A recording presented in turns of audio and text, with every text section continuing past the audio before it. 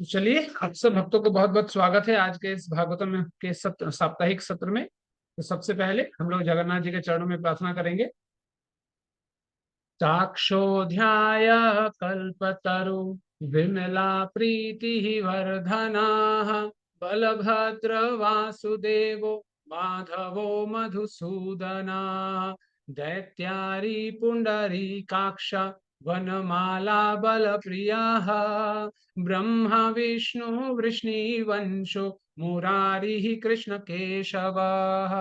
बोलिए जगन्नाथ बलभद्र सुभद्रा माई की जय, सुदर्शन चक्र राज की जय। तो चलिए, आज हम लोग श्रीमद् भागवत कौन सा स्कंद पढ़ेंगे, कौन सा अध्याय? और तीसरा स्कंद प्रभु जी। तीसरा स्कंद का अध्याय 21वां 80। नंबर अध्याय। हाँ, ठीक है। पिछले पिछले अध्याय में कुछ याद है कि कुछ हम लोगों ने क्या पढ़ा था क्या नहीं? क्योंकि आज ये पूरा एक नया अध्याय प्रारंभ हो रहा है। 20वें अध्याय में क्या पढ़ा था, किसी को भी कुछ याद है?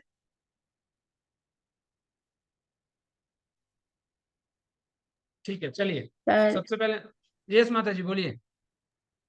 सारे लिविंग एंटिटीज कैसे, उनका कैसे जन्म होता है, कैसे प्रकट हुआ, ब्रह्मा कैसे? जैसा। हाँ। हाँ, ब्रह्मा जी सृजन कैसे हुआ। हम्म। ठीक है, चलिए तो सबसे पहले हम लोग मंगलाचरण करते हैं, उसके बाद हम लोग आज के सत्र को आगे बढ़ाएंगे। सच्चिदानंद रूपाय विश्वतोपत्यादि हेतवे तापत्रय विनाशाय श्री कृष्णाय वयं नुमः। कृष्णं नारायणं वन्दे कृष्णं वन्दे व्रजप्रियं कृष्णद्वैपायनं वन्दे कृष्णं वन्दे पृथासुतम्। नमः कृष्णाय शुद्धाय ब्राह्मणे परमात्मने योगेश्वराय योगाय त्वाम् अहं शरणं गतः। कृष्णाय वासुदेवाय देवकी नंदनाय च नंदगोपकुमाराय गोविन्दाय नमो नमः। नारायणं नमस्कृत्यं नरं चैव नरोत्तमं देवीं सरस्वतीं व्यासं ततो जयमुदीरयेत्। नमः परं कल्याण नमः परं मंगल वासुदेवाय शान्ताय यदुनां पत्ये नमः। ओम अज्ञानतिमिरान्धस्य ज्ञानाञ्जनशलाकया चक्षुरुन्मिलितं येन तस्मै श्रीगुरुवे नमः। नमो ओम विष्णुपादाय कृष्णपृष्ठाय भूतले श्रीमते भक्तिवेदांत स्वामिनीति नामिने नमस्ते सारस्वते देवे गौरवाणी प्रचारिणे निर्विशेष शून्यवादी पाश्चात्य देश तारिणे। जय श्री कृष्ण चैतन्य प्रभु नित्यानंद श्री अद्वैत गदाधर श्रीवासादि गौर भक्त वृंद। हरे कृष्णा कृष्ण कृष्ण हरे हरे, हरे राम राम राम हरे हरे।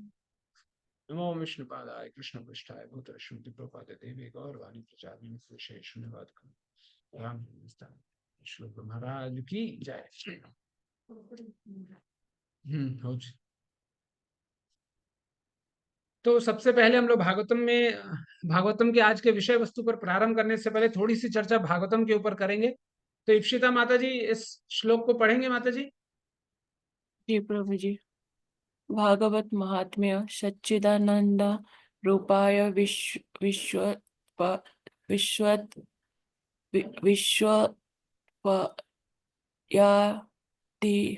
दिहेतवे तापत्रय विनाशाय श्री कृष्णाय वयम नमः। हरे कृष्ण माता जी। हरे कृष्ण प्रभु जी। तो देखिए भक्तों, ये जो श्लोक है बहुत महत्वपूर्ण श्लोक है। और जब भी श्रीमद् भागवतम का जो मूल पाठ जब हम लोग करते हैं, तो पूरे श्रीमद् भागवतम का मूल पाठ का सबसे पहला श्लोक ये है। तो इसमें जो पूरा का पूरा श्रीमद् भागवत है, उसमें इस श्लोक के माध्यम से बताया जा रहा है कि हम क्या पढ़ने जा रहे हैं और उसकी खासियत क्या है। तो आप देखेंगे तो इसमें सबसे पहला क्या बताया गया है, सच्चिदानंद। सच्चित और आनंद पहला शब्द है।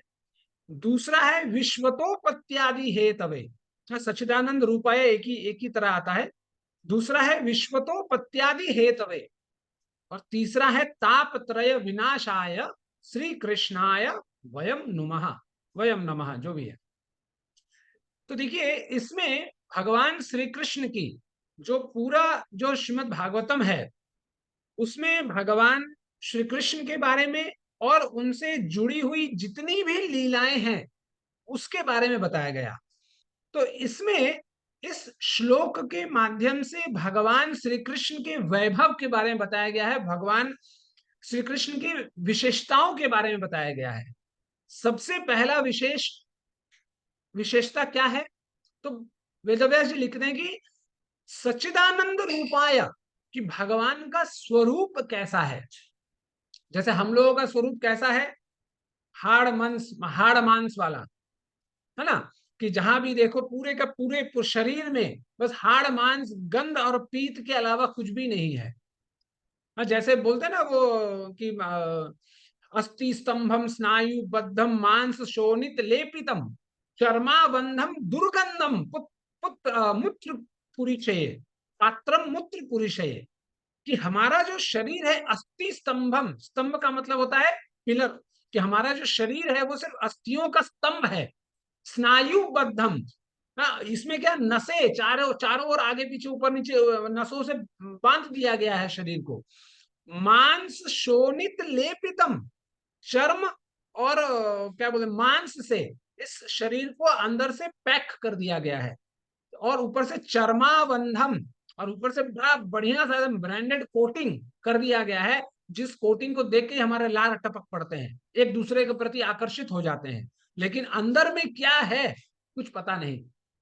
आप लोग देखेंगे बड़े शहरों में भी होता ही है, जब वो जो कचरा उठाने वाला आता है, कचरा देखिएगा वो काला प्लास्टिक में पैक कर देता है।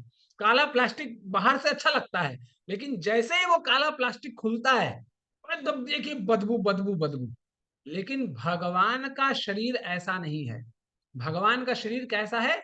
सत चित और आनंद से परिपूर्ण। सत का मतलब होता है नित्य, जो नित्य विद्यमान हो वही सत्य है। चित ज्ञानमय, आनंद, आनंद तो आनंद आपको पता ही है, आनंद ही आनंद है भगवान के यहाँ। तो भगवान का स्वरूप कैसा है? सचिदानंद रूपाय। इससे इस शब्द से भगवान के स्वरूप के बारे में पता चलता है। फिर आगे भगवान जब वेदव्यास जी लिखते हैं विश्वतोपत्यादि हेतवे, इससे भगवान के सामर्थ्य के बारे में पता चलता है कि कैसे भगवान एक सेकंड में सिर्फ संकल्प मात्र से अनेक अनेक ब्रह्मांड रचना कर देते हैं। देखिए मतलब भगवान के जीवन में प शब्द जो है बड़ा प्यारा है, इसलिए भगवान प से प्रकट भी कर देते हैं सब कुछ, प से पालन भी सब कुछ कर देते हैं, और प से ही प्रलय भी सब कुछ कर देते हैं, सब चीजों का प्रलय भी कर देते हैं। इसीलिए इससे भगवान के सामर्थ्य के बारे में पता चलता है।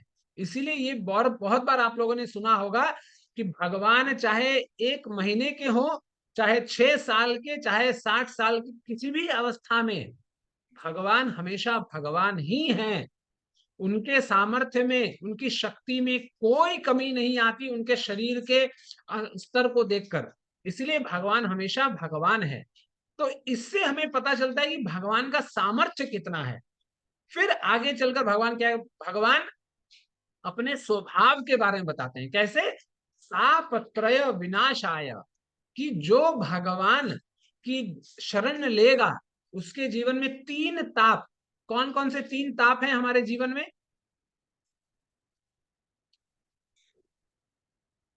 हरे कृष्णा, आवाज आ रही है मेरी? हरे कृष्ण प्रभु जी। हाँ माता जी, आवाज आ रही है मेरी? जी आ रही है। हरे कृष्ण प्रभु। हाँ माता आदि जी। दैविक, आदि आदि भौतिक, दैविक, आदि भौतिक, आदि आध्यात्मिक। आध्यात्मिक। और तीनों आध्यात्मिक दुख क्या है माता जी? अपने शरीर से जो दुख होता है वो आध्यात्मिक हुआ, अच्छा, और आदि भौतिक बताओ क्या पूरे? हाँ हाँ बताइए बताइए। आदि भौतिक जो होता है जो दूसरों से आता है, और आदि अच्छा, दैविक जो होता है वो उससे आता है, देवताओं द्वारा, प्रकृति द्वारा आता है। प्रकृति द्वारा। आध्यात्मिक ताप क्या है? जो हमारे मन से आता है, क्योंकि हम मन से ही आसक्त हो जाते हैं, चाहे शरीर से आसक्त हो, चाहे परिवार से आसक्त हो। तो आध्यात्मिक दुख यही है। मतलब दुख तो ऐसे पूरे बहुत सारा है, लेकिन हमारे शास्त्रों के अनुसार पूरे दुख सारे पूरा जो दुख का जो गोडाउन है, उस गोडाउन को 3 हिस्सों में बांट दिया गया है। एक है आदि दैविक, जैसे माता जी ने कहा कि जो प्रकृति के द्वारा आता है, कभी तितली आ जाती है, कभी सुनामी आ जाता है, कभी कोरोना आ जाता है, ये है आदि दैविक। आदि भौतिक, जो हमारे संसार से आस पड़ोस लोगों से मिलता है, समाज से मिलता है, वो आदि भौतिक। और आध्यात्मिक ताप क्या है? जो हमारे मन से आता है, जो हमारे हम जब मन से आसक्त हो जाते हैं, उसी के कारण जो ताप हमें मिलता है, जो दुख हमें मिलता है, उसी को आध्यात्मिक कहते हैं। तो भगवान कहते हैं ताप त्रय विनाशाय, कि जो भगवान की शरण ले लेगा उसके जीवन से ये तीनों प्रकार का ताप, चाहे वो आध्यात्मिक हो, आदि भौतिक हो, आदि दैविक हो, जो भी हो, वो पूर्ण रूपेण सर्वनाश हो जाता है। तो इससे हमें भगवान के स्वभाव के बारे में पता चलता है। तो इसीलिए वेदव्यास जी लिखते हैं कि सच्चिदानंद रूपाय विश्वतोपत्यादि हेतवे तापत्रय विनाशाय श्री कृष्णाय वयम नुमः, कि भगवान कृष्ण को मैं नमस्कार करता हूं। भगवान वेदव्यास जी ये नहीं कहते कि मैं नमस्कार करता हूं, देखिए अंत में शब्द है वयम नुमः। तो आप यदि संस्कृत थोड़ा सा भी आप लोगों ने यदि पढ़ा होगा कभी भी, तो संस्कृत में वयम शब्द जो है ये बहुवचन को संबोधित करता है। जैसे अहम मतलब मैं, त्वम मतलब तुम, वयम मतलब हम सब, श्री कृष्णाय वयम नुमः। इसलिए भगवान वेदव्यास जी ना तो सिर्फ भगवान कृष्ण को प्रणाम करते हैं, भगवान कृष्ण के साथ साथ श्रीमती राधा रानी को भी, भगवान कृष्ण से भी पहले श्रीमती राधा रानी को प्रणाम करते हैं। इसलिए ये जो श्री है, ये श्री भगवान कृष्ण के लिए नहीं, ये श्रीमती राधा रानी के लिए आया है। श्री कृष्णाय वयम नुमः, कि हम सब मिलकर भगवान को सादर नमस्कार करते हैं। इसीलिए ये बोला गया कि कृष्ण कौन है। तो बहुत सुंदर किसी इंसान ने कहा कि कृष्ण वो है जो शिशुपाल की एक गाली सुनने के बाद भी उसका गला काटने का सामर्थ्य रखते थे, फिर भी वो हमेशा 99 गाली सुना करते थे। क्योंकि शिशुपाल का सबसे पहला होमवर्क दिन का यही था कि उठते के साथ पहले 99 गाली भगवान को देना। तो भगवान फिर भी सामर्थ्य होने के बाद भी भगवान सह जाते थे, टॉलरेंस है ना, अमानी क्या बोल तृणादपि सुनीचेन, कि कितना हमारे अंदर टॉलरेंस है। देखिए भगवान भी कितना टॉलरेट करते हैं अपने जीवन में। इसीलिए बोला गया भगवान कृष्ण वो है जो एक गाली सुनने के बाद सामर्थ्य रखने के बाद भी 99 गाली सुना करते थे, वो भगवान कृष्ण है। भगवान कृष्ण कौन है? तो कहा गया कि जो मृत्यु के सिर पर नाचते समय में भी जिसके जीवन में नृत्य है, जिसके जीवन में खुशी है, जिसके जीवन में सांत्वना है, वो भगवान कृष्ण है। इसलिए भगवान कृष्ण नाग कालिया के सिर पर नाचते हुए भी भगवान के चेहरे पर खुशी थी, क्योंकि भगवान को पता था कि भगवान क्या कर रहे हैं। और भगवान कृष्ण कौन है? तो ये बोला गया कि भगवान कृष्ण वो हैं जिनके पास द्वारिका जैसा वैभव विलास होने के बाद भी यदि भगवान का दोस्त सुदामा है तो भगवान वो है। ये भगवान की आत्मीयता को दिखाता है कि भगवान कितने आत्मीय हैं अपने सब बंधु बांधवों के तरफ। और भगवान के पास सामर्थ्य होने के बाद भी, चक्र जैसा शस्त्र धारण करने का सामर्थ्य होने के बाद भी, भगवान चक्र ना धारण करते हुए भगवान सदैव मुरली ही धारण करते हैं। इससे भगवान की सरलता हमें दिखती है। इसीलिए हमें भी जीवन में ये जो चरित्र भगवान दिखा रहे हैं, इन चरित्रों से हमें भी ये सीखना चाहिए कि हमारे पास यदि धन दौलत है तो दिखाने की जरूरत नहीं है। हो अच्छी बात है, बुरी बात नहीं है, हो, लेकिन जो आडंबर, जो दिखावा आज जो हम समाज में देख रहे हैं कि दिखावा है, कि दिखाना है लोगों को, ये जब तक आडंबर रहेगा तब हम भगवान के श्री कृष्णाय वयम नुमः कभी नहीं कर सकेंगे, भगवान को कभी भी शरणागत नहीं कर सकेंगे। ठीक है, तो इसीलिए श्रीमद् भागवत पढ़ना, क्योंकि ये जो श्रीमद् भागवतम है ये सुरानामपि दुर्लभा, कि देवताओं के लिए भी दुर्लभ है ये भागवतम। और इसको श्रीला प्रभुपाद की कृपा से हमें घर बैठे, है ना, पुस्तक भी मिल रहा है और सुनने कहने को भी मिल रहा है। ये हमारे श्रीला प्रभुपाद की अहेतुकी कृपा है। यदि वो ना होते, यदि उनके जितना जद्दोजहद वो आज ना किए होते, तो हम लोगों का क्या होता? हम लोग भी अभी बेड टी ही पी रहे होते घर पे। इसीलिए श्रीमद् भागवतम का डेली पठन पाठन अध्ययन रटन हम बहुत जरूरी है, ताकि हम धीरे धीरे धीरे करके श्रीमद् भागवतम को जान पाए, सीख पाए, और हम अपने जीवन में उसको उतार पाए, ताकि हम भी कुछ इस जन्म में, आधा जन्म तो ऐसे ही बीत गया और आधा जन्म सोते खाते पीते संसार व्यवस्था परिवार को करते करते आधा जीवन और बीत जाएगा, तो उसी से कुछ समय निकालकर इस रस को पीने का हमें प्रयास करना चाहिए। ठीक है, तो चलिए हम लोग आज के पहले श्लोक की ओर चलते हैं।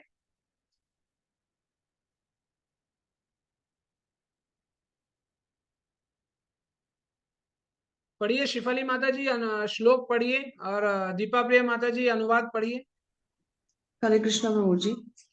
विदुर उवाच स्वयंभुवस्य च वर्षः परम सम्मतः कथ्यतां भगवन् यत्र मैथुने नैधिरे प्रजा। हरे कृष्ण प्रभु जी। हरे कृष्ण प्रभु। हरे कृष्ण माता। धन्यवाद।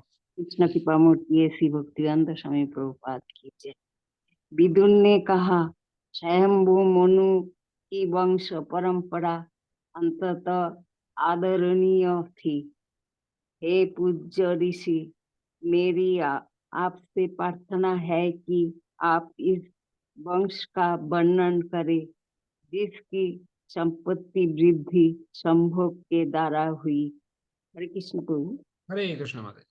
तो यहाँ पर विदुर महाराज मैत्र मुनि से प्रश्न कर रहे हैं कि उन्हें उस वंशावली के बारे में सुनना है जो वंशावली अत्यधिक पूजनीय थी। इसलिए ये जो शब्द है परम सम्मतः, इसका अर्थ ही होता है जो परम पूजनीय है, जो परम अधिकारी है। ऐसे वंश के बारे में विदुर महाराज जानना चाहते हैं। तो देखिए, आप यदि प्रभुपाद का तात्पर्य देखेंगे तो पहले ही वाक्य में प्रभुपाद ऐसा लगता है कि छक्का मारते हैं, बिना कोई डिस्काउंट का, बिना किसी हिचक के। प्रभुपाद यही लिखते हैं कि अच्छी संतान उत्पन्न करने के लिए नियंत्रित विषय जीवन अपनाना चाहिए। मतलब हमें संतान उत्पन्न करने के लिए विषयी जीवन को अपनाना चाहिए, ना कि हमें कुत्ते बिल्लियों की तरह व्यवहार करना चाहिए। इसीलिए ये जो मनु वंश है, ये जो मनु का जो वंश प्रारंभ हुआ है, मनु वंश से ही जो संसार की संस्कृति हुई है, संसार का जो विस्तार हुआ है, ये संभोग से प्रारंभ होता है। यही वो जंक्शन है जहां से संभोग से संतान उत्पत्ति का प्रकरण प्रारंभ हुआ है। तो यहाँ पर विदुर महाराज ऐसे वंशावलियों के बारे में नहीं सुनना चाहते जो सिर्फ गधे कुत्तों की तरह बस बच्चे संतान उत्पन्न किए जा रहे हैं। जैसे बोलते हैं ना, हम दो हमारे दो, हम दो हमारे 70, सबके हाथ ईंट पत्थर, उस तरह हमें संतान उत्पन्न इसलिए करना है ताकि हम एक अच्छा सज्जन, भजन भक्ति तो वो बहुत दूर की बात है, वो तो ठाकुर जी चाहेंगे तो होगा। कम से कम हमें जीवन में ऐसे संतान उत्पन्न करना चाहिए ताकि वो अच्छे सज्जन हो सके समाज के लिए। पहला तो ये कीजिए। हम लोग बोलते हैं अच्छा भक्त होना चाहिए। अरे भक्त होना सबके बस की बात नहीं है, भक्ति करना सबके बस की बात नहीं है। हम लोग देखिए माला करते करते सो जाते, इतना साल हो गया करते करते, फिर भी माला करते करते सो जाते हैं, माला करते करते हजार हजार बात सोच लेते हैं। तो सबसे पहला जो पायदान है वो है अच्छा इंसान बनना, एक मनुष्य बनना।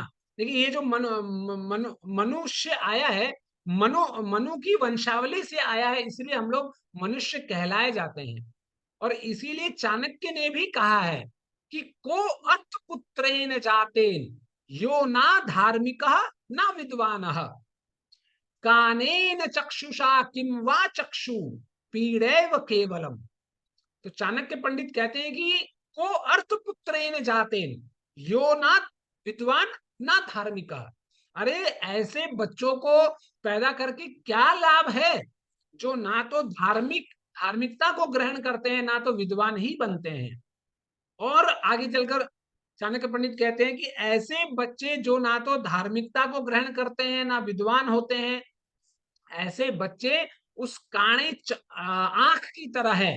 कानेन चक्षुषा किम वा चक्षु पीड़ैव केवलम, कि ये जो चक्षु है, काना जो है, जिस जिस आंख से हम देख नहीं पाते, सबसे पहली बात उस आंख से तो हम देख पा नहीं रहे हैं, लेकिन उल्टे पीड़ैव केवलम, वो आंख सिर्फ हमें जीवन में पीड़ा ही दे रहा है और दूसरा कुछ नहीं करता। इसीलिए आज आज एक बड़ा विडंबना है कि पता नहीं माँ बाप क्या सिखा रहे हैं बच्चों को।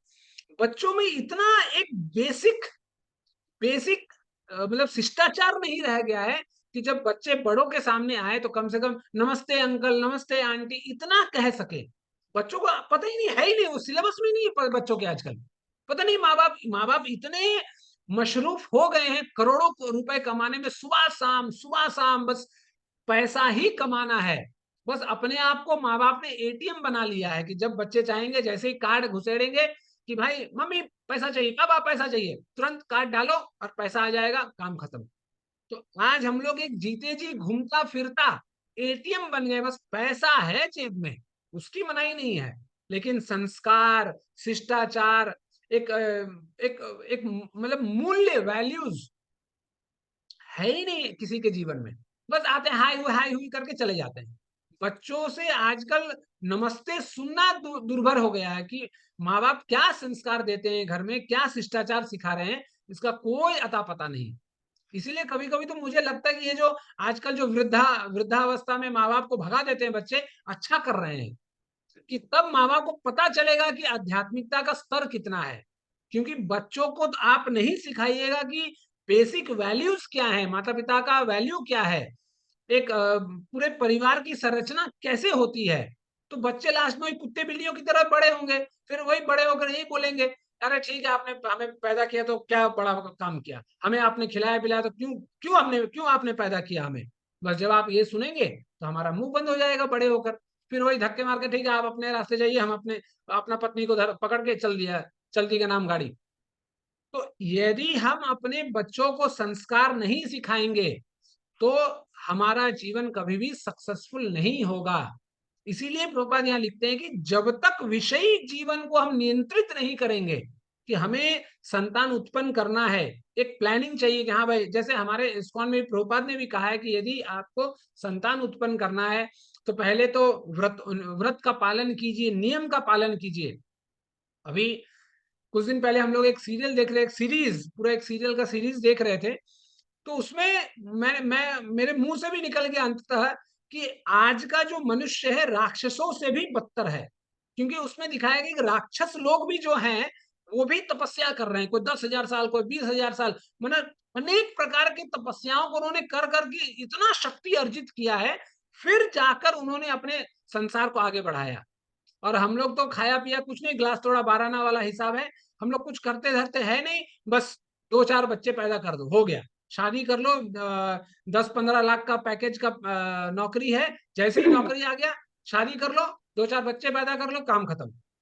तो हमारे जीवन में सबसे बड़ी कमी यदि कुछ है तो वो है कि हम अपने बच्चों को संस्कार सिखाना भूल गए, जिसके कारण हम भी आज नहीं तो कल उन्हीं बच्चों के द्वारा बेइज्जत होंगे। और जब बेइज्जत होंगे तब हमें पता चलेगा कि मूल्य, वैल्यूज का, मूल्य सिद्धांतों का कितना जरूरत है जीवन में।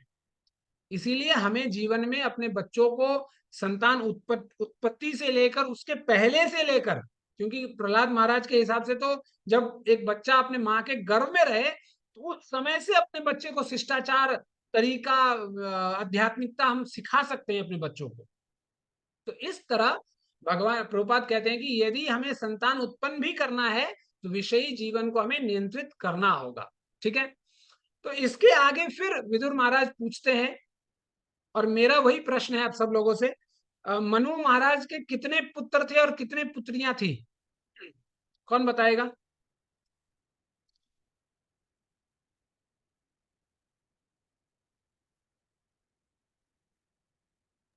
प्रभु जी, 2 पुत्र थे। क्या नाम है माता जी 2 पुत्र का? एक तो प्रभु जी उत्तानपाद और एक प्रियव्रत, प्रियव्रत एक उत्तानपाद। पुत्री भी थी। अच्छा ठीक है माता जी। और उनकी 3 बेटियों का नाम था, और कौन बताएगा?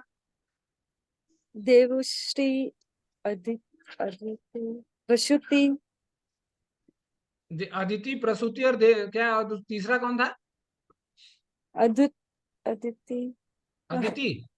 नहीं नहीं नहीं, अदिति कश्यप मुनि की पत्नी है माता जी, हाँ, द्वितीय अदिति।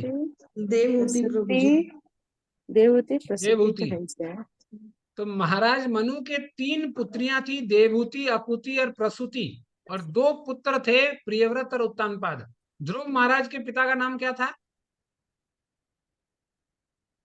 हरे कृष्णा, और कोई बताइए। हरे कृष्ण प्रभु, हिरण्यकश्यप। ध्रुव महाराज के पिता का नाम हिरण्यकशिपु था। ध्रुव महाराज, प्रहलाद महाराज नहीं, अच्छा, हरे कृष्ण प्रभु जी, उत्तानपाद प्रभु। उत्तानपाद। तो अब ये जो वंशावली है, तो विदुर महाराज, पहले से विदुर महाराज को जानकारी थी, तो इसीलिए विदुर महाराज पूछते हैं कि ये जो मनु की वंशावली है, इसी में एक ऐसी स्त्री है जिन्होंने कर्दम मुनि से विवाह उन्होंने किया था। उनकी जो छोटी बेटी थी देवहूति, वो जो बेटी थी, मैंने सुना था कि वो कर्दम मुनि से उनका विवाह हुआ था। अब वो देवहूति माता के बारे में विदुर महाराज कह रहे हैं, और देखिए वो क्या कहते हैं। पढ़िए बालेश्वरी माता जी, श्लोक पढ़िए। सरिता माता जी अनुवाद पढ़िए।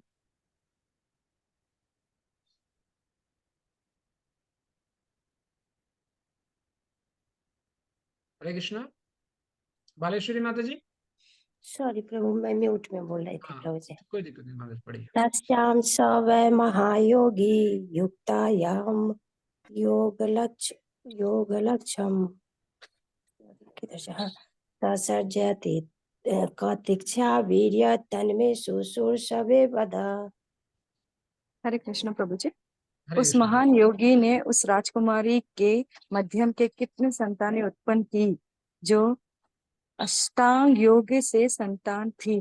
कृपा करके आप मुझे यहाँ बताइए, क्योंकि मैं इसे सुनने के लिए आसक्त हूँ। हरे कृष्ण प्रभु जी। हरे कृष्णा माता जी। तो यहाँ पर विदुर महाराज मैत्र मुनि से पूछते हैं कि उस महान योगी ने उस राजकुमारी के माध्यम से कितनी संतानें उत्पन्न की जो अष्टांग योग में संपन्न थी। कृपा करके आप मुझे ये बताएं, क्योंकि मैं इसे सुनने के लिए उत्सुक हूँ। तो देखिए, विदुर महाराज ऐसे एरो गैरो के बारे में सुनने का इच्छुक नहीं रखते। वे उस महान योगी के बारे में, मतलब वो जो महान योगी है, वो उनका नाम है कर्दम मुनि, उसके बारे में हम लोग आगे सुनेंगे। और उनका विवाह जो महान योगिनी से हुआ, वो देवहूति माता थी। और देवहूति माता के बारे में यहाँ बताया जा रहा है कि वो अष्टांग योग, मतलब यम, नियम, आसन, प्राणायाम, प्रत्याहार, धारणा, ध्यान, समाधि, इन 8 अष्टांग योगों से युक्त थी, मतलब एक्सपर्ट थी। वो पीएचडी कर चुकी थी इन 8 अष्टांग योगों में। तो देखिए, इसमें एक और छोटा सा अंश जो इस यहाँ पर इसका हिस्सा नहीं है, लेकिन मैं आपको बता दूं, यदि आप थोड़ा सा डीप डाइव करेंगे तो आपको पता चलेगा कि कर्दम मुनि और विभूति माँ के संतान का नाम क्या था? हरे कपिल कृष्णा। महाराज, कपिल देव प्रभु। कपिल महाराज। अरे और किसी को नहीं आता है क्या? सब लोग भागवतम पढ़ नहीं रहे हैं क्या आप लोग कुछ? ये तो पुराना टॉपिक है, सब तो आपको जवान पे होना चाहिए सबके। मुझे लगता है खाली राधा माता जी पढ़ाई लिखाई कर रही हैं खाली। नहीं प्रभु, ऐसा नहीं है, सॉरी। तो करदम मुनि और देवहूति माँ का मैया की जो पुत्र थे, उनका नाम है कपिल मुनि, जिन्होंने सांख्य शास्त्र की रचना की। तो देखिए, इसमें एक छोटा सा पॉइंट ये है कि यदि आपको भगवान को जन्म देना है अपने गर्भ से, तो इस लेवल का भक्ति होना होगा हमारे जीवन में। तो देवहूति मैया पहले से अष्टांग योग सिद्ध थी, मतलब जरा सोचिए उनके भक्ति का स्तर कितना ऊंचा था। तो इसीलिए हमें अपने बच्चों को भजन करने के लिए, मतलब बचपन से ही, चाहे वो पुत्र हो या पुत्री कोई भी हो, इसीलिए जब भगवान राम का वनवास हो जाता है और जब भगवान राम और सीता मैया चली जाती है, जब भरत भैया को पता चलता है कि राम का वनवास हो गया है, और जब वो कैकई देश से अयोध्या आते हैं ये और उनको पता चलता है कि वनवास हो गया है, ये लोग पिता का देहांत हो गया है और ये लोग वनवास चले गए हैं, तो पूरा बैग पैक करके पूरे अयोध्या के साथ वो चित्रकूट चले आते हैं। और जब चित्रकूट चले आते हैं और उनके साथ साथ राजा जनक भी होते हैं, और जब व्यवस्था देखिए, जब राजा जनक अपनी पुत्री को, एकमात्र पुत्री जिसको इतने जद्दोजहद से उन्होंने प्राप्त किया, और इतना वैभवशाली राजा जिनके कहने मात्र से 1000 सेवी सेविकाएं सीता मैया के आगे पीछे दौड़ते थे, वही सीता मैया, वही बेटी आज वलकल वस्त्र पहने हुए नंगे पैरों से वन वन भटक रही है। और वहां पर जब ये जो पूरा दृष्टांत आप यदि थोड़ा इमेजिन करेंगे, जब राजा जनक सीता मैया से मिलते हैं, और जब मिलने के साथ साथ वो कहते हैं कि पुत्री पवित्र किए कुल दो, सुजस धवल जगु कहा सबको। राजा जनक ये नहीं कह रहे कि अरे बेटा तुमने क्या कर दिया, तुमने अपना भविष्य बर्बाद कर दिया, अरे अभी चलो, अभी तुमको यहाँ से ले चलेंगे, तुम्हारे ससुराल में ऐसा हो गया वैसा हो गया। देखिए पिता का शिक्षा क्या है, इसीलिए इसीलिए रामायण इतना जरूरी है हमारे जीवन में। रामायण सिर्फ पढ़ने और पाठ करने के लिए, सुंदरकांड पाठ करने के लिए नहीं है, उसमें से जो शिक्षा हमें जीवन में प्राप्त हो रहा है उसको प्राप्त करने के लिए है। एक पिता जिसका जिसका दामाद का वनवास हो गया, जिसके साथ साथ उसकी पुत्री भी चली गई, जो इतना बड़ा चक्रवर्ती राजा है, वो राजा जब अपनी पुत्री से मिल रहा है, वो अपना वैभव, धन, दौलत, कोई प्रतिष्ठा नहीं दिखा रहा है। वो अपने पुत्री को ये कह रहा है कि पुत्री पवित्र किए कुल दो, कि तुमने दोनों कुल को पवित्र कर दिए। सुजस धवल जगु वह सबको, कि ये जो पूरे का पूरे जगत में हम दोनों कुलों का मतलब क्या बोलते हैं, यश छा गया है तुम्हारे लिए, कि आप तुमने अपने पति का अनुसरण किया। जैसे हम लोग वहां होते, अरे ठीक है बेटा कुछ नहीं, छोड़ो, राम को वनवास मिला है, इसको जाने दो, तुम हमारे साथ चलो, तुम मेरे पास रहना, ससुराल वाले नहीं लेंगे तो क्या हो गया, तुम मेरे पास रहना, हम जिंदा हैं, जब तक हम जिंदा हैं तब तक तुम्हें क्या कौन कर सकता है। हमारी धारणा ऐसी होती है। लेकिन देखिए इसीलिए राजा जनक की पदवी क्या है, कोई बता सकता है? आप सब लोगों को पता है ये बात। राजा जनक का एक पद क्या है, कोई बता सकता है? उनको एक कैटेगरी में रखा गया है। हाँ, राजा जनक, इसीलिए राजा जनक को महाजन, 12 महाजनों से एक महाजन राजा जनक हैं, क्योंकि क्योंकि उनके पास वो ज्ञान है, वो धर्म है, वो नीति है। इसीलिए वो अपनी बेटी को इतने मतलब वलकल वस्त्र में देखने के बाद भी घबरा नहीं रहे हैं कि अरे मेरे बेटी का क्या हो गया। वो बेटी को सिखा रहे हैं, पुत्री पवित्र किए कुल दो, कि तुमने दोनों कुलों को पवित्र कर दिया। इसीलिए हमें भी अपने बच्चों को बचपन से, भौतिक शिक्षा तो स्कूल में मिल जाएगा, कोई बात नहीं, और वो लेना भी ठीक है आज के समय में, कोई गलत नहीं है, लेकिन घर में बैठे हमें अपने बच्चों को क्रिकेट एकेडमी ले जाने के लिए समय है। ये मतलब और क्या क्या एकेडमी होता है, सबके पास सब जाने के लिए समय है। लेकिन सैटरडे संडे को अपने बच्चों के पास बैठकर भगवत गीता भागवतम पढ़ने का ना हमारे पास समय है, क्योंकि हमें फोन से फुर्सत नहीं मिलती, ना अपने हमारे बच्चों के पास समय है, क्योंकि वो कार्टून नेटवर्क देख कर वो कार्टून ही बन गए हैं। तो इसीलिए यहाँ पर ये बताया जा रहा है कि कैसे जो देवहूति माँ थी वो इतनी प्रतिष्ठावान थी कि वो अष्टांग योग से सिद्ध थी। ऐसे इंसान के बारे में, ऐसे वंश के बारे में विदुर महाराज मैत्र मुनि के मुख से सुनना चाहते थे। तो फिर आगे चलकर विदुर विदुर महाराज कहते हैं कि कैसे जो देवहूति माँ थी वो, उनका तो विवाह कर्दम मुनि से हो जाता है, और जो दो पुत्री थी मनु महाराज का, एक जो प्रसूति थी उनका विवाह दक्ष प्रजापति के साथ होता है, और अकुति का विवाह प्रजापति रुचि के साथ होता है। जब ऐसा होता है तो देखिए प्रभुपाद इसके बाद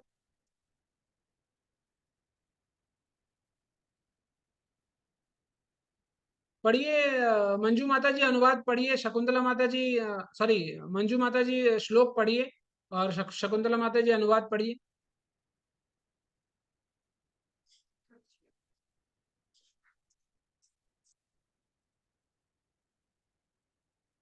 हरे कृष्णा। आज सब लोग सो रहे हैं क्या? न हरे कृष्णा प्रभु जी, बोल रही हूँ। हरे मंजू माता जी कृष्णा नहीं है प्रभु क्या जी। क्लास में? ठीक है, श्लोक पढ़ूं प्रभु जी? जानकी माता जी पढ़िए अनुवाद, श्लोक पढ़िए। प्रभु मैं अनुवाद पढ़ूंगी। अच्छा, श्लोक कोई पढ़िए माता जी फिर। मैं प्रभु पढ़ती मैं हूँ, पढ़ूं? ट्राई कर रही हूँ। पढ़िए माता, पढ़िए श्लोक शकुंतला माता जी। प्रजा सृजेति भगवान कर्दमो ब्रह्मा ब्रह्माणोदितः सरसस्तयातं तपसवे ते पे सह स्त्राणा समादस्स। पढ़ दो प्रभु जी हाँ ये भी। पढ़िए पढ़िए माता जी, पढ़िए। श्री कृष्ण आपकी कृपा से धन्य। महान ऋषि मैत्रेय ने उत्तर दिया, भगवान ब्रह्मा द्वारा दुनिया में बच्चे पैदा करने की आज्ञा देकर पूजनीय कर्मद मुनि ने 10,000 वर्षों की अवधि तक सरस्वती नदी के तट पर तपस्या की। हरे कृष्ण प्रभु जी, प्रणाम। हरे कृष्ण माता जी, दंड प्रणाम। तो यहाँ पर क्या बोला जा रहा है कि महान ऋषि मैत्र उन्हें उत्तर दिया कि भगवान ब्रह्मा द्वारा दुनिया में बच्चे पैदा करने की आज्ञा देकर पूज्य कर्दम मुनि ने 10,000 वर्षों की अवधि तक सरस्वती नदी के तट पर तपस्या की। ठीक है, आगे चलिए। इस दो दो श्लोक को एक साथ ले लेंगे हम लोग। जमुना माता जी अनुवाद पढ़िए, सॉरी श्लोक पढ़िए, और जानकी माता जी अनुवाद पढ़िए। हरे कृष्णा प्रभु। ओम नमो भगवते वासुदेवाय, ओम नमो वासुदेवाय, ओम नमो भगवते वासुदेवाय। ततः समाधियुक्तेन क्रियायोगेन कर्मद प्रपेदे हरिभक्तया परपन्न वरदाय सुषम। हरे कृष्णा। धन्यवाद प्रभु। हरे कृष्ण। हरे कृष्ण प्रभु। तपस्या की उस अवधि के दौरान ऋषि कर्दम ने समाधि में भक्तिपूर्ण सेवा के माध्यम से पूजा करके भगवान के व्यक्तित्व को प्रसन्न किया, जो उन लोगों के लिए सभी आशीर्वादों के त्वरित दाता हैं, जो सुरक्षा के लिए उनकी ओर भागते हैं। हरे कृष्णा प्रभु। हरे कृष्ण माता जी। तो देखिए 6 और 7 में भगवान ये कह रहे हैं कि जब कर्दम मुनि को ब्रह्मा जी से ये आज्ञा मिला कि तुम पहले तो तपस्या करो फिर संतान उत्पन्न करना, तो इसीलिए वो सबसे पहले संसार को आगे बढ़ाने के से पहले भी, संसार में प्रवेश करने से पहले भी सबसे पहले उन्होंने तपस्या किया। और कितने साल तक? 10,000 वर्षों तक उन्होंने तपस्या किया। ये कहा जाता है कि वाल्मीकि मुनि ने भी अपने जीवन में 60,000 वर्षों तक तपस्या किया था। तो इसीलिए प्रभुपाद एक पॉइंट लिखते, क्वेश्चन मार्क लिखते हैं। वो कहते हैं कि लेकिन क्या आज के समय में जब लोग कह रहे हैं कि अच्छा 15 मिनट ध्यान धर के पद्मासन में बैठकर ओम का जप करो, क्या 15 मिनट के जप से आपको भगवत प्राप्ति हो जाएगी? ये बहुत संशयपूर्ण बात है। जब लोग कहते हैं कि अच्छा 10 मिनट बैठकर उस वो जो सामने, जो आपके सामने जो लाइट जल रहा है, उस लाइट को देखिए, लाल देखिए, वो जो हमारे शिव बाबा हैं, वो बाबा को देखिए, बाबा को बुलाइए। अरे कौन है भाई ये बाबा? आज तक तो पता नहीं था। और ये हमारा दुर्भाग्य है कि हम वही बाबा के पीछे भाग रहे हैं, हजारों लाखों लोग बैठकर खाली लाइट को देख रहे हैं। अरे मूर्ख आदमी, वो जो लाइट है वो भी हमारे कृष्ण के शरीर से निकल रहा है। ये हम समझने को तैयार नहीं है ना। तो इसीलिए ज्ञान की जरूरत है जीवन में, क्योंकि हमें ज्ञान ही नहीं है कि वो जो प्रकाश निकल रहा है, जिस प्रकाश के बारे में लोग नौटंकी कर रहे हैं, वो प्रकाश आखिर निकल कहां से रहा है? वो प्रकाश हमारे कृष्ण के शरीर से निकल रहा है।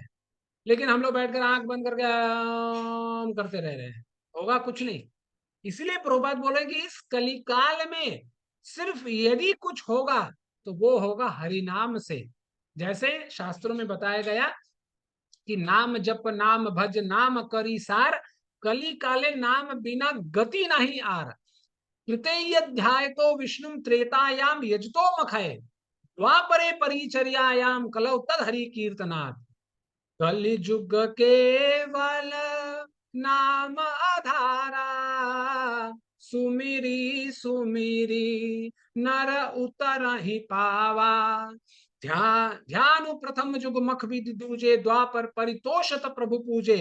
कली केवल मल मूल मलीना पाप पयो निधि जनमन मीना। हरेर नाम हरेर नामैव केवलम कलौ नास्तेव नास्तेव नास्तेव गतिर अन्यथा। इस तरह ना जाने कितने शास्त्रों में कितने बार एक ही बात को बताया गया कि आप भगवान की भक्ति कीजिए, दूसरा कोई उपाय नहीं है। इसीलिए गोस्वामी जी कहते हैं सखा परमा परमारथ मन क्रम बचन राम पद नेहु। भजहु प्रणत प्रतिपादक रामहि शोभाशील गुण रूप धामहि। इसीलिए सब कुछ त्याग कर, सब छाड़ी चतुराई, सब चतुराइयों को छोड़कर मन क्रम वचन से सिर्फ हमें भगवान के चरणों का ही आश्रय ग्रहण करना चाहिए।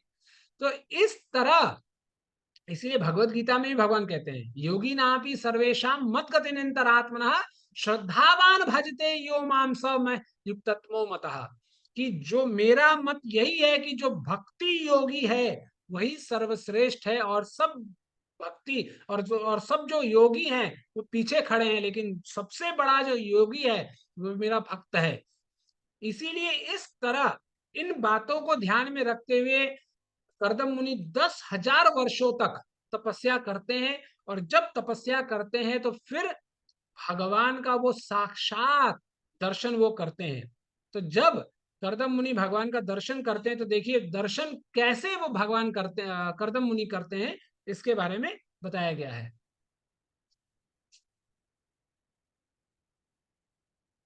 पढ़िए शिफाली माता जी श्लोक पढ़िए, मोनिका माता जी अनुवाद पढ़िए। हरे कृष्ण प्रभु जी। किरीटिनम कुंडलिनम शंख चक्र गदाधरम श्रोतो तपल क्रीडनकम मनः स्पर्श स्मृते क्षणम। हरे कृष्ण प्रभु जी। हरे कृष्णा प्रभु जी। मुकुट और कुंडल से सुशोभित उन्होंने अपने 3 हाथों में अपना विशिष्ट शंख चक्र और गदा और चौथे में एक सफेद कुमुदनी पकड़ रखी है। उन्होंने प्रसन्न मुस्कुराते हुए भाव से चारों ओर देखा, जिसका दृश्य सभी भक्तों के दिलों को मोहित कर लेता है। हरे कृष्णा प्रभु हरे जी। कृष्ण माता।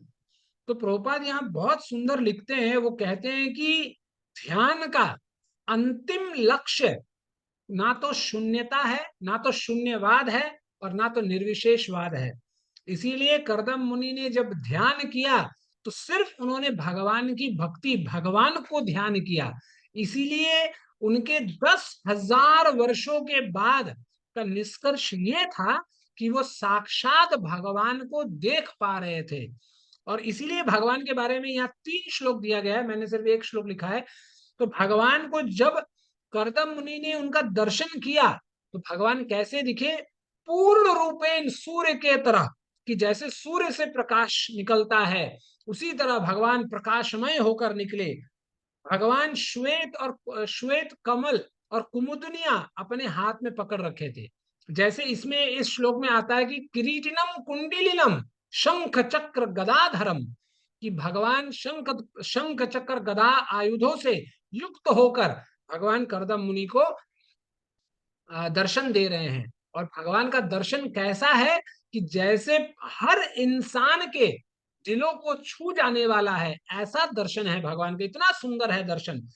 फिर भगवान क्या बोलते हैं? भगवान अपने वक्षस्थल पर सुनहरी रेखा धारण किए हुए हैं और गले में प्रसिद्ध कौस्तुभ मणि लटकाए हुए गरुड़ के ऊपर बैठे हुए भगवान कर्दम मुनि को दर्शन दे रहे हैं। तो इस तरह भगवान को कर्दम मुनि दर्शन देते हैं। इसीलिए प्रभुपाद बहुत स्पष्ट भाव में लिखते हैं कि ध्यान का अंतिम लक्ष्य या तो भक्ति योग का जो अंतिम लक्ष्य है वो भगवान का साक्षात दर्शन है, भगवान की अहित की सेवा, भगवान की अहित की कृपा ही हर प्रकार के भक्ति का अंतिम लक्ष्य है। तो जब कर्दम मुनि भगवान का दर्शन करते हैं तो फिर देखिए कर्दम मुनि भगवान की स्तुति करते हैं, और स्तुति में क्या कहते हैं कर्दम मुनि? रत्नामयी माता जी श्लोक पढ़िए, राधा माता जी अनुवाद पढ़िए।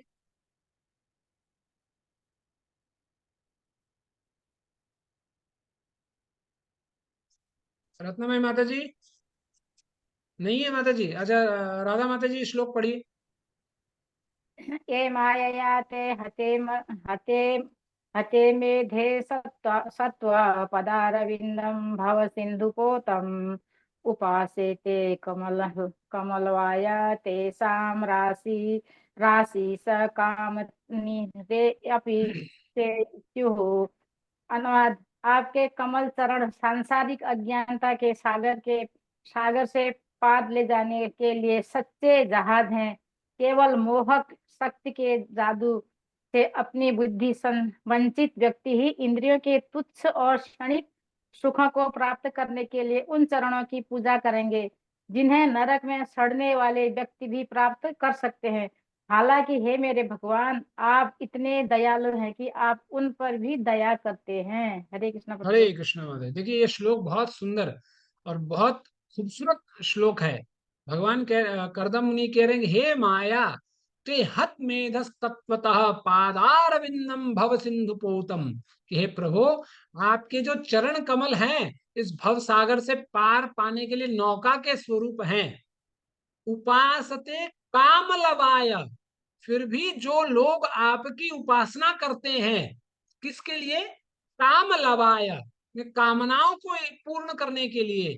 तेषाम राशि ईशः काम निरये अपि सेयु, काम निरये, निरये का मतलब है नरक, फिर भी प्रभु आप उन पर कृपा करते हैं, लेकिन वो ऐसी कामनाओं को मांगते हैं जो तुच्छ कामनाएं, जो नरकों में भी उपलब्ध हैं, फिर भी आप उनको प्रदान करते हैं। इतने दयालु आप हैं। तो इसीलिए प्रभुपाद बहुत सुंदर लिखते हैं कि दो प्रकार के भक्त होते हैं। एक भक्त भगवान की उपासना इसलिए करते हैं क्योंकि वो भगवान से तुच्छ अपने इंद्रियों को तृप्त करने के लिए सुख सुविधा मांगते हैं, और एक जो भक्त होता है वो सिर्फ भगवान की सेवा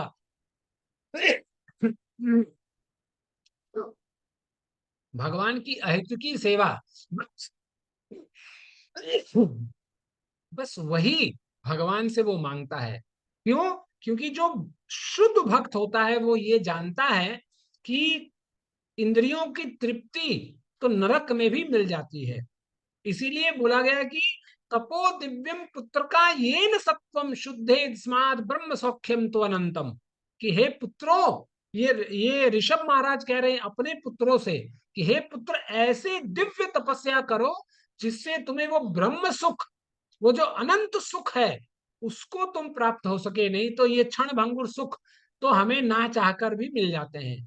इसीलिए आप देखेंगे एक सूकर को देखिए, जब वो मल के कीचड़ में सोया हुआ रहता है तो उसको ऐसा प्रतीत होता है कि वो बहुत ब्रांडेड सोफा में सोया हुआ है, उसको कोई फिक्र नहीं, मतलब इतना मौज से तो शायद कोई दुनिया में ऐसा कोई सोता ही नहीं होगा, इतना मौज से वो सोता है। तो इसीलिए भगवान यहाँ कह रहे हैं, कर्दम मुनि कहते हैं कि आप तो इंद्रिय, यदि आपसे कोई इंद्र तृप्ति भी मांगता है तो भी आप उसको दे देते हैं जो नरक में भी उपलब्ध है। इसीलिए भगवान की भक्ति हमें कुछ इंद्र तृप्तियों के लिए नहीं करना चाहिए। लेकिन भगवान कहते हैं कि देखिए यहाँ पर एक पॉइंट बहुत अच्छा करदम मुनि प्रभुपाद ने बताया है कि करदम मुनि एक अच्छी पत्नी के लिए भगवान से प्रार्थना करते हैं। तो ये प्रार्थना भगवान की पूजा करने की जरूरत क्या थी? प्रभुपाद बताते हैं कि करदम मुनि पार्वती मैया का भी उपासना कर सकते थे, क्योंकि ये शास्त्रों में ये फेमस है कि जब कोई कोई स्त्री किसी को बहुत अच्छी स्त्री चाहिए, किसी को अच्छा पुरुष चाहिए, तो वो उमापति और उमा दोनों का पूजा करता है। क्योंकि आप लोग देखे होंगे जब भी ऐसे गांव देहात में बहुत जगह पर बहुत सारे कास्ट में ऐसा नियम है कि जब भी विवाह होता है तो पुत्र के साइड जो लड़का होता है उसके साइड या लड़की के साइड, दोनों के साइड सबसे पहले किसी उनके जो कुल देवी होती है, जो गांव की देवी होती है, जो गांव में सबसे प्रसिद्ध देवी का कोई मंदिर होता है, वहां पर जाकर लोग अपना चढ़ावा चढ़ाते हैं, नए वस्त्रों को दिखाते हैं ठाकुर जी को, देवी मैया को, ठाकुर जी को दिखाते हैं पहले वो वस्त्र, कि ये वस्त्र अपनी पुत्री के लिए लाया गया है, ये वस्त्र अपने पुत्र के लिए लाया गया है। तो इस तरह प्रभुपाद बोलते हैं कि कर्दम मुनि उमा की भी पूजा कर सकते थे, लेकिन फिर भी सबको छोड़कर उन्होंने सिर्फ भगवान की ही शरण ली, भगवान की। क्यों? क्योंकि भागवत में कहा गया है कि अकामः सर्व कामो वा मोक्ष काम उदारदी तीव्रेन भक्ति योगे निजे पुरुषम परम। कि भगवान की भक्ति करने के लिए तो आपको जो भी चाहिए, अकामः सर्व काम वा मोक्ष काम उदारदी, कि आपको जो भी चाहिए आपको उसको प्राप्त करने के लिए भगवान को ही पकड़ना चाहिए, दूसरा किसी को भी हमें नहीं पकड़ना चाहिए। इसीलिए कर्दम मुनि अपने चरित्रों से ये दिखा रहे हैं कि मुझे एक पत्नी चाहिए, लेकिन वो उसके लिए भी हम सिर्फ भगवान को ही पकड़ेंगे। क्यों? क्योंकि भगवान पादार विंदम भव सिंधु पोतम है। क्योंकि भगवान को पकड़ने से भगवान के अलावा दूसरा ऐसा कोई नहीं जो इस भव सागर से हमें पार करवा सके। ठीक है, तो देखिए आगे कर्दम मुनि भगवान से क्या प्रार्थना कर रहे हैं।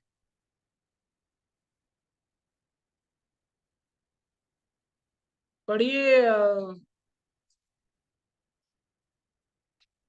कौन पढ़ेगा? अंबारिया प्रभु जी पढ़िए श्लोक, और चागनी माता जी अनुवाद पढ़िए।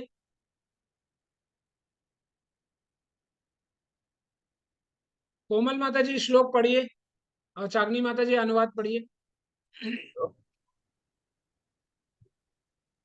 सॉरी प्रभु जी थोड़ा मैं बाहर हूँ, मेरे पास चश्मा अच्छा नहीं है। अच्छा अच्छा, ठीक है माता जी, ठीक है, कोई पढ़िए माता जी जल्दी से अनुवाद मैं श्लोक। पढ़ लूं प्रभु? हाँ माता जी पढ़िए, अंबारिया माता जी पढ़िए जल्दी से। पढ़िए। थोड़ा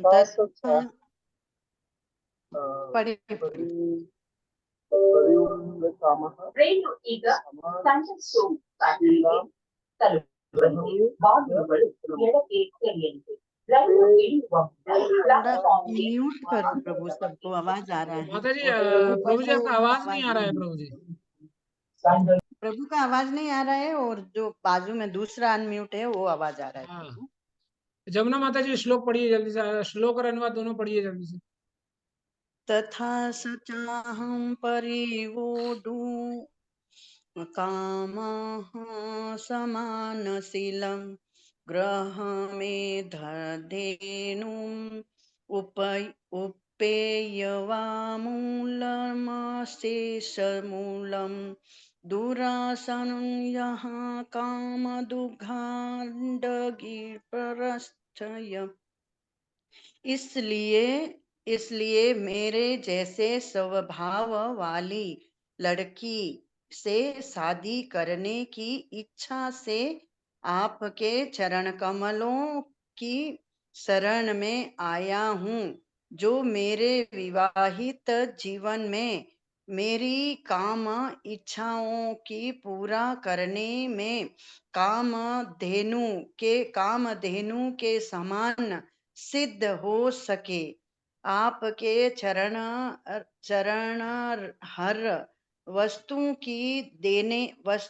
को देने वाले हैं, क्योंकि आप कल्प वृक्ष के समान हैं। हरे कृष्णा हरे प्रभु, कृष्ण। धन्यवाद प्रभु। तो देखिए यहाँ एक बहुत सुंदर श्लोक शब्द है समान शीलाम। तो कर्दम मुनि किसी से भी विवाह नहीं करना चाहते थे। कर्दम मुनि अपने अपने अनुसार अपनी तरह समान शीलम की, जैसे वो हैं उसी प्रकार की स्त्री उनको चाहिए। इसीलिए प्रभुपाद तात्पर्य में लिखते हैं कि पहले जब भी विवाह होता था तो सबसे पहले कुंडलियों को मिलाया जाता था कि क्या ये स्त्री और पुरुष दोनों एक दूसरे के लायक है कि नहीं, दोनों की मतलब मनस्थिति, जो मन जो सोचने का तरीका है वो ठीक है कि नहीं। लेकिन आजकल हम लोग इन चीजों को वैल्यू नहीं देते। आजकल तो आंखों ही आंखों में प्यार हो गया, किटी पार्टी में मिले और दूसरे दिन पापा हम उससे शादी करना चाहते हैं, मम्मी हम उससे शादी करना चाहते हैं, नहीं करोगे तो घर से भाग जाएंगे, बस हो गया, जय श्री राम। और उसके बाद पहले जब तक शादी नहीं हुआ था तब तक क्या बोलते हैं उसको, चंद्रमुखी, फिर सूर्यमुखी और फिर अंत में ज्वालामुखी एक ही बार भड़क जाता है, नमो नमः हरि बोल हो जाता है एक ही बार।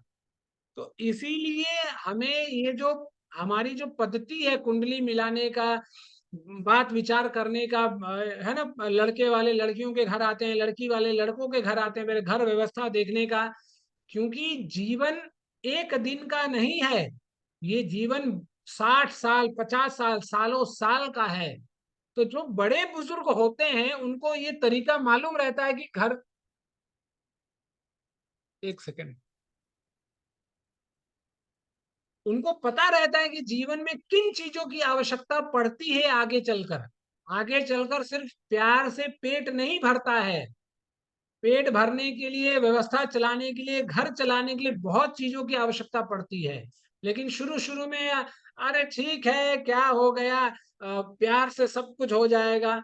लेकिन जब भूख लगती है, जब लगता है कि नहीं यार घर का मेंटेनेंस देना है, व्यवस्था चलाना है, तो फिर सब प्यार गायब हो जाता है। ये इसको कहते हैं आकर्षण, ये प्यार नहीं है, ये आकर्षण है सिर्फ। ये मतलब जैसे बोलते हैं ना कि प्यार तो अंधा होता है, आजकल का प्यार ना अंधा ही नहीं, लंगड़ा और लूला भी है।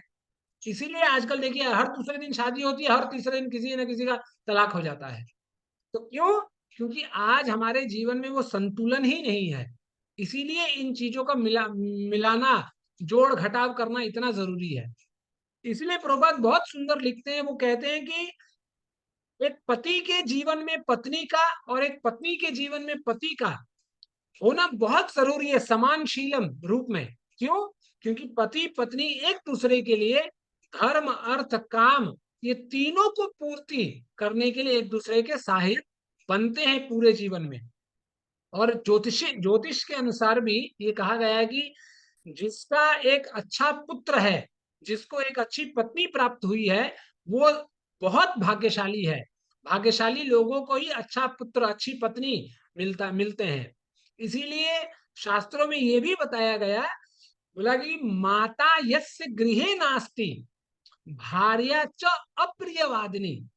मतलब कि जिसके घर में माता नहीं है, माता यस्य गृहे नास्ति भार्या च अप्रियवादिनी, और जिसकी पत्नी प्रियवादिनी है, मतलब अच्छे शब्द नहीं बोलती, अच्छे वाक्यों से बात नहीं करती, उसको क्या करना चाहिए? अरण्यम तेन गंतव्यम यथारण्यम तथा गृहम। ऐसे इंसान को जंगल चले जाना चाहिए, अरण्यम तेन गंतव्यम, और यथारण्यम तथा गृहम, और उसी जंगल को अपना घर बना लेना चाहिए। क्योंकि घर, अपने घर में जहां पर ना तो माँ है, ना तो प्रेम पूर्वक बोलने वाली पत्नी है, ऐसे घर में रहकर कोई फायदा नहीं है। इसीलिए हमें ये जो समानशीलम जो बात आई है, इसको हमें देखने की इतनी जरूरत है। क्योंकि जीवन एक दिन का नहीं, वो जो है कहा एक गीत है, जीने के हैं 4 दिन, जीने के हैं 4 दिन नहीं, 40 दिन है, 40 साल है जीवन के। इसीलिए हमें शादी से पहले, विवाह से पहले हमें एक युक्त परिवार, एक युक्त साथी का चयन करने से पहले हमें बहुत सोच समझकर, कोई हड़बड़ाने की जरूरत नहीं है कि आज नहीं हुआ तो कल नहीं होगा। क्योंकि कुछ लोग हड़बड़ी में शादी कर लेते हैं, फिर जीवन भर माथा ठोकते हैं कि भाई ऐसा हो गया, ऐसा हो गया, ऐसा हो गया। इसीलिए इत्मीनान से सब कुछ बढ़िया व्यवस्था देखकर फिर विवाह का प्रस्ताव हमें आगे बढ़ाना चाहिए। ठीक है, तो देखिए आगे करदम मुनि क्या कह रहे हैं। हाँ अंबारिया प्रभु जी पढ़िए, आप तो ठीक जगह पे है ना, पढ़िए 16वां श्लोक। मैं पढ़ती हूँ प्रभु जी, मैं भी आ गई हूँ घर पर। अच्छा ठीक है, आप श्लोक पढ़ लीजिए, अंबारिया प्रभु जी अनुवाद पढ़ लेंगे। ठीक है प्रभु जी, हरे कृष्ण। प्रजापतेस्ते वचसाधीश तन्या लोक किलाय काम हतो अनुबद्ध अहम अहम च लोकानुगतो वहामि बलम च सुकले निमिषाय तुभ्यम। हरे कृष्ण प्रभु जी। हरे कृष्ण माता जी। अंबारिया अनुवाद भी प्रभु कर हैं? दूं प्रभु जी? एक सेकंड माता जी। अंबारिया प्रभु, अच्छा ठीक है माता जी, पढ़िए। हे भगवान आप सभी हे भगवान आप सभी जीवों के स्वामी और नेता हैं। आपके निर्देशन में सभी बद्ध आत्माएं मानो रस्सी से बंधी हुई हैं, लगातार अपनी इच्छाओं को पूरा करने में लगी हुई हैं। उनका अनुसरण करते हुए हे धर्म के अवतार, मैं भी आपके लिए आहुति अर्पण करता हूँ जो शाश्वत काल है। हरे कृष्ण प्रभु जी। हरे कृष्ण माता जी। तो देखिए भगवान यहाँ क्या कह रहे हैं, करदम मुनि क्या कह रहे हैं भगवान से कि आप सभी जीवों के स्वामी और नेता हैं। मतलब भगवान नायकों के नायक, खलनायक हैं, उनसे ऊपर कोई नहीं है। और इसीलिए भगवान पूर्ण रूप से जितने भी जीव हैं उनको भगवान कंट्रोल करते हैं। इसलिए भगवान को मायाधीश कहा गया है। हम लोग मायाधीन हैं, हम लोग माया के अधीन हैं, और भगवान माया के परे हैं, माया के धीश हैं, माया के ईश हैं। इसीलिए गोस्वामी जी कहते हैं, जीव चराचर बस कर राखे सो माया प्रभु सो भय भाके भ्रिकुटी विलास नचावत ताही अस प्रभु छाड़ी भजिय कहूं काही। गोस्वामी जी कहते हैं कि जीव चराचर मतलब चर और अचर दोनों, चलने और ना चलने वाले जीव को जो माया अपने कंट्रोल में रखती है, जीव चराचर कई राखी सो माया प्रभु सो भय भाके। वही माया प्रभु से भयभीत भयभीत रहती है। और प्रभु भय माया को किस तरह नचाते हैं? भ्रिकुटी बिलास नचावत ताही, कि सिर्फ भ्रिकुटी को हिला हिला देने से माया का पसीना छूट जाता है। और इसीलिए गोस्वामी जी कह रहे हैं कि ऐसे भगवान को अस प्रभु छाड़ी भजिया कहूं काही, कि ऐसे भगवान को छोड़कर किसे हमें चाहना चाहिए, किसकी हमें पूजा करनी चाहिए। इसीलिए भगवान सर्वोपरि हैं और हम भगवान के अधीन हैं।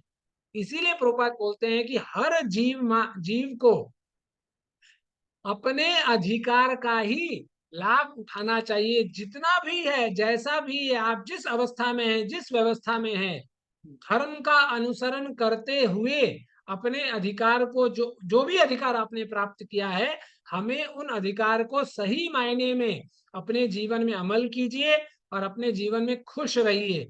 यदि हम जरूरत से ज्यादा कि अच्छा यार उसका तो BMW है, हम खाली सेंट्रो में ही घूमेंगे, उसके तरह हमें BMW चाहिए, तो BMW के पीछे भागते भागते जीवन पसीना पसीना हो जाएगा और जीवन खराब हो जाएगा। लेकिन फिर BMW मिले ना मिले, फिर हो सकता है उसको मिलने से पहले हम मर जाएं। तो इसीलिए प्रभुपाद यहाँ लिखते हैं कि जो अधिकार आपको मिला है, जो भी आपको प्राप्त हुआ है और जो प्राप्त होने वाला है, वो भी आगे चलकर आपको प्राप्त हो जाएगा यदि आप इतने डिजर्विंग हैं तो। आप अपना कर्म कीजिए, धर्मयुक्त होकर, धर्म परायण होकर आप सिर्फ अपना कर्म कीजिए, बाद बाकी भगवान देखेंगे क्या करना है और क्या नहीं करना है। फिर आगे चलकर करदम मुनि कहते हैं भगवान से, पढ़िए माता जी, किनको पढ़ना है, जिन्होंने पढ़ा नहीं है जल्दी से। हरे कृष्णा प्रभु जी, मैं यस पढ़ती हूँ। मीतू माता जी पढ़िए। अनुवाद हम पढ़ेंगे प्रभु जी। ठीक है मीतू माता जी श्लोक पढ़िए, पूनम माता जी अनुवाद पढ़िए। जी। लोकांस लोकानुगतान पशुंश्च हित्वा सृष्टास्ते चरणात् पत्रं परस्परं त्वदृढ गुणावाद सिधु युष निर्यापित देह धर्मा। हरे कृष्णा। कृष्णमूर्ति राम सुलभ प्रभुपाद की जय। हालांकि जिन लोगों ने रूढ़िवादी सांसारिक मामलों और इन मामलों के पशुत व अनुयायियों को त्याग दिया है और जिन्होंने एक दूसरे के साथ चर्चों में आपके गुणों और गतिविधियों के मादक अमृत को पीकर आपके चरण कमलों की छत्र छाया का आश्रय लिया है, वे भौतिक शरीर की प्राथमिक आवश्यकताएं से मुक्त हो सकते हैं। हरे हरे कृष्ण कृष्ण माता जी। प्रभु। तो यहाँ पर भगवान कर्दम मुनि कह रहे हैं कि जिन लोगों ने रूढ़िवादी सांसारिक मामलों और इन मामलों के पशुवत अनुयायियों को त्याग दिया है और जिन्होंने एक दूसरे के साथ चर्चा में आपके गुणों और गतिविधियों के मादक अमृत को पीकर आपके चरण कमलों की छत्र छाया का आश्रय लिया है, वे भौतिक शरीर की प्राथमिक आवश्यकताओं से मुक्त हो सकते हैं। तो कर्दम मुनि ये बता रहे हैं कि जो इंसान इस सांसारिक आचरण से अपने आप को मुक्त कर लिया है, जो इंसान इस संसार में रहकर भी संसार को अपना नहीं मानता, वो ये नहीं सोचता कि अच्छा सब लोग 5G की तरह जा रहे हैं तो हमें भी जाना है, सब लोग 10G की तरह जा रहे हैं तो हमें भी जाना है। जिस इंसान ने अपने आप को पूरे दुनिया से अलग कर लिया है सिर्फ भगवत प्राप्ति के लिए, ऐसा इंसान जो सुख के प्रति आसक्त नहीं है कि अरे ये चाहिए ये चाहिए ये चाहिए और सुख और सुख और भौतिक सुख के प्रति आसक्त नहीं है, उसके जीवन में ये जो संसार के नियम है वो कभी लागू नहीं होते। एक बद्ध जीव माया के अधीन होता है, लेकिन वही बद्ध जीव जब भगवान की तरफ चलने लगता है तो वो इन माया के चंगुलों से, माया के पिंजड़ों से वो निकलने लगता है। माया की शक्ति उस पर फिर लागू नहीं होती। इसीलिए भागवतम में एक जगह बहुत सुंदर ये बताया गया कि आयु हरति वै पुंसाम उद्यान अस्तम च यत असौ। इसका मतलब क्या है? आयु हरति वै पुंसाम उद्यान अस्तम च यत असौ, कि जब सूर्य उदय होता है और अस्त होता है तो हर इंसान की आयु को वह हर लेता है। ठीक है, ये बात समझ में आ रही है ना?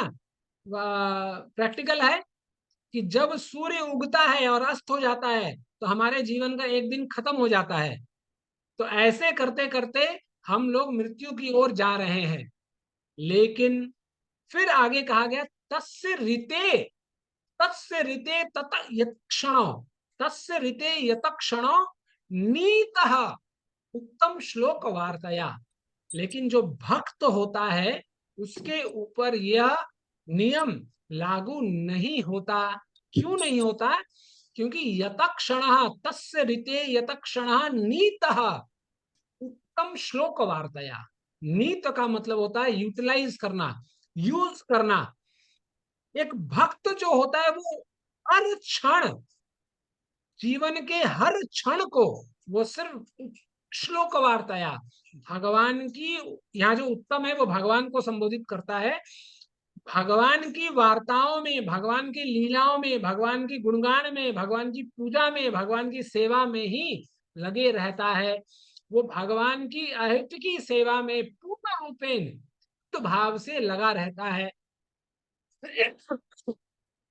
अब आप पूछेंगे तो ऐसे करने से भी तो हम मरेंगे एक दिन। बिल्कुल, लेकिन जो शुद्ध भक्त होता है उसको उसको पूरा पक्का ज्ञान होता है। उसके लिए ना तो कोई मृत्यु है ना तो कोई जन्म। क्योंकि उसको पता रहता है कि मृत्यु तो शरीर का होता है और जन्म भी शरीर का होता है। लेकिन जो अवस्था में शुद्ध भक्त होता है उसको ये पता रहता है कि हम तो सिर्फ भगवान के हैं, आगे भगवान को जो करना है भगवान करते रहेंगे, हमको तो सिर्फ भगवान का भजन करना है। और जो शुद्ध अवस्था में भगवान का भजन करता है शुद्ध भाव में रहकर, वो अंततः अपने इस शरीर को, इसी जन्म में इस शरीर को छोड़ने के बाद वो भगवत धाम चला जाएगा, जहां पर जन्म मृत्यु का कोई चक्कर नहीं लगता। इसका मतलब है वो अपनी मृत्यु के तरफ नहीं, वो अपने घर के तरफ जा रहा है। और वहीं एक आम इंसान, एक बद्ध जीव मृत्यु की तरफ जाता है, उसको लगता है कि अरे ये सब चला गया, शरीर चला गया। क्यों? क्योंकि उसको ज्ञान अभी पक्का नहीं है। उसको लगता है कि मैं मरने वाला हूं, और जब वो सोचता है कि मैं मरने वाला हूं, इसका मतलब है उसने आत्मा को शरीर मान लिया है। वो ये सोच रहा है कि शरीर जाने से आत्मा भी चला जाएगा, तो इसके कारण उसको दोबारा जन्म लेना पड़ेगा। लेकिन जो शुद्ध भक्त है, उसको उसके जीवन में ऐसा नहीं होगा। वो भक्ति करके वो भगवत धाम चला जाएगा। इसीलिए बोला गया, जीते जी भगवान का नाम लीजिए और अपने जीवन को सुधारिए, और मरते मरते भी राम का नाम लेते जाइए और मरण को भी सुधार लीजिए। इसीलिए गोस्वामी जी महाराज कह रहे हैं, जियत मरना हलु दशरथ पावा, अंडा अनेक जसु छा अंडा अनेक अमल जसु छावा, जियत राम विधु राम निहोरा, रामा बिरह करि मरनु संवारा। कि जब जियत राम विदु बदनु निहारा, कि जब जी रहे थे तो राम को देख देख कर अपने नेत्रों को सफल बनाया उन्होंने, और राम विरह करी मरण संवारा। और जब राम से विरह हो गया उनका, तो उन्होंने मर के ही अपने मरण को संवार लिया। इसीलिए जीते जी राम नाम लेते रहिए, और मरने के बाद भी राम नाम लेते रहिए। यही जीवन का चरम लक्ष्य है। क्योंकि शरीर मरते रहेंगे, जीते रहेंगे, लेकिन ये जो आत्मा है, ना तो मरती है, ना तो कभी जन्म लेती है। ये तो आत्मा ज्यों के त्यों शाश्वत रूप में हमेशा विद्यमान रहती है। तो ये कहते हुए आगे गौतम मुनि कहते हैं कि जो शुद्ध भक्त है, उस पर किसी भी प्रकार का काल का प्रभाव नहीं रहता, और हर प्रकार के हर चीज के लिए एक भक्त जो है भगवान पर आश्रित रहता है। हरिम विना ना श्रितम तरंती, और बिना भगवान की कृपा के कुछ भी किसी भी चीज से, इस भव सागर से पार होना संभव है हमारे लिए। और कर्दम मुनि आगे चलकर कहते हैं कि भगवान ही निर्माण, पालन और संहार, इन तीनों का प्रबंध भगवान स्वयं करते हैं अपने ही हाथों। और वो उदाहरण देते हुए कहते हैं कि ठीक उसी मकड़ी की तरह, जो मकड़ी अपने थूक से जाल को बुनती है, और बुनने के बाद उसमें खेलती रचती पटती है, और जब मन पूरा हो जाता है, उस पूरे जाल को फिर निगल जाती है। तो उसी तरह भगवान भी भगवान की प्रसन्नता के लिए पूरे सृष्टि की रचना करते हैं, और रचना हो जाने के बाद जब वही अपने में अपने आप खेलते हैं, और जब खेलना पूरा हो जाता है तो प्रलय हो जाता है, संहार भगवान कर देते हैं, और सब कुछ भगवान में ही युक्त हो जाता है। फिर अंत में कर्दम मुनि ये कहते हैं, पढ़िए इसको माता जी कोई। पढ़ो प्रभु जी। हरे यस कृष्ण। माता जी पढ़िए। तन्मतत्वानुभूतयो परम परतक्रियात्र स्व मायाया व्रतीत लोकतंत्रम नामामेव वीक्षण नमनीय पाद सरोजमलिप्यसि कामव्रसमं। मैं आपके चरण कमलों को, जिनकी शरण लेना उचित है निरंतर आदर पूर्वक प्रणाम करता हूँ, क्योंकि आप तुच्छ लोग पर ही समस्त आशीर्वाद बरसाते हैं। आपको एक मिनट पर मुझे ऊपर कर, थोड़ा ऊपर करिए प्रभु जी। आपको महसूस करके सभी जीवित प्राणियों को सकाम गतिविधियों के से वैराग्य आपका फोटो आ रहा है उधर। मेरा फोटो आ रहा है, रुकिए वैराग्य से लिए अपने अपनी ऊर्जा से इन भौतिक संसारों का विभेद किया गया है। अरे हरे कृष्ण महादेव। तो इस तरह कर्दम मुनि कहते हैं कि मैं आपके चरण कमलों को, जिनकी शरण लेना उचित है, निरंतर आदर पूर्वक प्रणाम करता हूं, क्योंकि आप तुच्छ लोगों पर ही समस्त आशीर्वाद बरसाते हैं। आपको महसूस करके सभी जीवित प्राणियों को सकाम गतिविधि से वैराग्य देने के लिए आपने अपनी ऊर्जा से इन भौतिक संसारों का विस्तार किया है।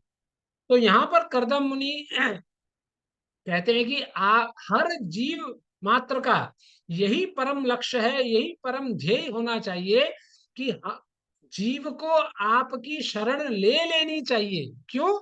क्योंकि भव सिंधु पोतम, क्योंकि आपके जो चरण कमल हैं, पादार विंदम भव सिंधु पोतम, आपके जो चरण कमल हैं, ये चरण कमल इस भवसागर से तरने का एकमात्र उपाय है।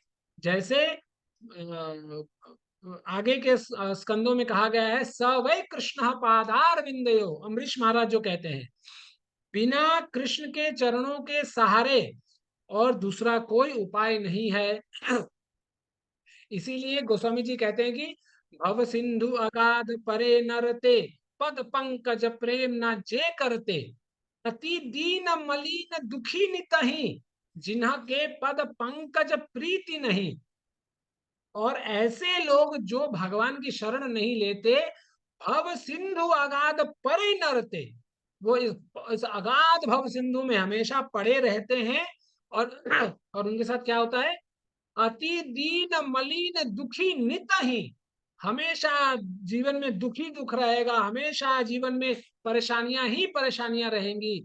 जिन्ह के पद पंकज प्रीति नहीं, जो भगवान के पंकज रूपी चरणों का पूजन नहीं करते, जिन्हों जो शरणागति नहीं लेते, तो उनके ऐसे लोगों के जीवन में हमेशा दुखी दुख रहेगा, हमेशा समस्या ही समस्या रहेगी, परेशानी ही परेशानी रहेगी। उन लोगों को परेशानियों से कोई नहीं बचा सकता। इसीलिए कर्दम मुनि बताते हैं कि एकमात्र यदि कुछ उपाय है जीवन में, तो वो है भगवान की चरणों का अनुसरण कर लेना, भगवान की चरणों का शरणागति कर लेना। तो इन सारी बातों को सुनकर भगवान कर्दम मुनि को उत्तर देना चालू करते हैं। और उत्तर में भगवान क्या क्या कहेंगे आगे चलकर, उसको हम लोग आगे के सत्र में देखेंगे कि भगवान क्या कहेंगे कर्दम मुनि से, और दोनों का वार्तालाप। इसीलिए प्रभुपाद बहुत सुंदर कहते हैं कि आगे कहेंगे प्रभुपाद कि भगवान जो भी कहते हैं, जो भी करते हैं, जैसे भी करते हैं, वो सब दिव्य है, वो कोई भौतिक कुछ भी नहीं। इसलिए भगवान अपने दिव्य शब्दों से जब कर्दम मुनि को उपदेश देंगे, तब हम लोग देखेंगे कि कर्दम मुनि उनको सुनकर कर्दम मुनि आगे क्या कहेंगे। ठीक है, तो इसी के साथ हम लोग आज इस सत्र के यहाँ विराम